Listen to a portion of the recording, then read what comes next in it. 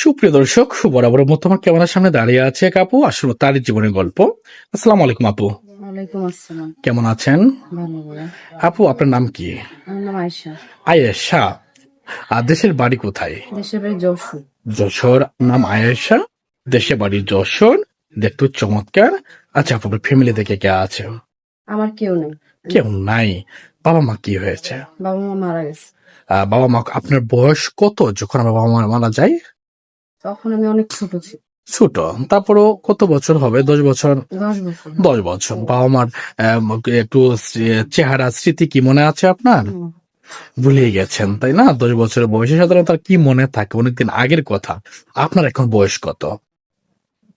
25 বছর বয়স। সুপ্রিয় দর্শক, ওনার বয়স 25। বাবা মা যখন তার বয়স 10 বছর তখনই মারা যায়। বাবা মার স্মৃতি পর্যন্ত তার জানা নাই।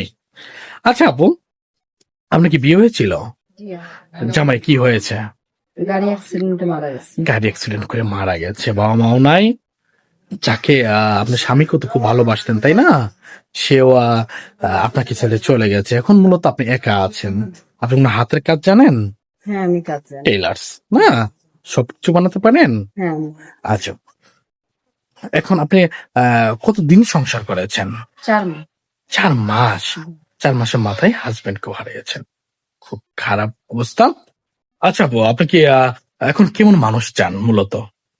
যে আমার দায়িত্ব নিতে পারবে, আমার ভালোবাসা রাখতে পারবে, আমি এরকম একটা এরকম মানুষ। একটা মানুষ চাচ্ছেন, মূলত একটা ভালো মানুষ চাচ্ছেন তাই না? এখন অনেকের বয়স 30, 40, 50 হতে পারে, তাতে কি আপনার কোন আপত্তি আছে? না, আমার কোন আপত্তি নাই। আপনার কি ফোন আছে আপু? না, আমার ফোন যোগাযোগ করবে কিভাবে? ভাইদের মাধ্যমে যোগাযোগ। সুপ্রিয় দর্শক, দেশ ও বিদেশ থেকে এই মুহূর্তে যারা আয়েশা আপুর ভিডিও দেখতেছেন, স্ক্রিনে দেওয়া নাম্বারে ইমো এবং হোয়াটসঅ্যাপ আছে। আয়েশা আপুর একই ছবি স্ক্রিনশট মেরে পাঠিয়ে দিবেন, আমরা আয়েশা আপুর যোগাযোগ করিয়ে দিব। অযথা কোনো ভাই ফোন কল করবেন না। মেয়েটি খুবই অসহায়, বাবা মা ছোটবেলায় হারিয়েছে, খুবই দুঃখে ভরা মন তার। আচ্ছা আপু, তো মুসলিম তাই না? নামাজ কালাম পড়া হয়? নামাজ কালাম পড়েন। পড়াশোনা কতটুকু পর্যন্ত করেছেন? এসএসসি। এসএসসি পর্যন্ত। কোরআন শরীফ তো পড়তে পারেন তাই না? আচ্ছা, অনেকের ঘরে সন্তান আছে, ওই সন্তানগুলাকে কি নিজের সন্তানের মতো মানুষ করতে পারবেন? জি, অবশ্যই পারবো। অবশ্যই পারবেন। আবার অনেকের বউ আছে কিন্তু অসুস্থ, ওই মানুষটার মানসিক শান্তি হচ্ছে না। মানসিক শান্তির জন্য, তার সেবার জন্য আরেকটা বিয়ে করতে হয়, যেটাকে বলে দ্বিতীয় বউ। আপনি কি দ্বিতীয় বউ হতে রাজি আছেন? জি, আমার কোনো সমস্যা নেই। সমস্যা নাই। সতীনে সতীনে বোন হয়ে একই সাথে বাস করবেন তাই না?